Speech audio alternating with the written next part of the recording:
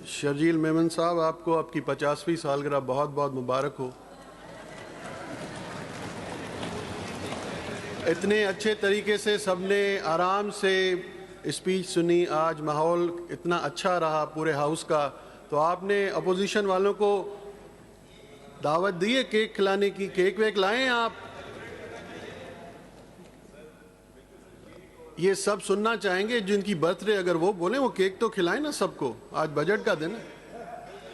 आपने गलत साल मेरा अनाउंस कर दिया, 50 नहीं है,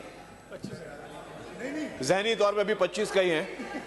नहीं, ज़हनी तौर पे तो आप कुछ और छोटे हैं सर नासिर शाह साहब ने जो है अरेंज किया हुआ है कोई रिफ्रेशमेंट सब। आप सबको इनवाइट कर लें, अगर केक लाएं वो सब सुनना चाहें। सब मैं जगह बता दूंगा, उधर सब पहुंच जाए।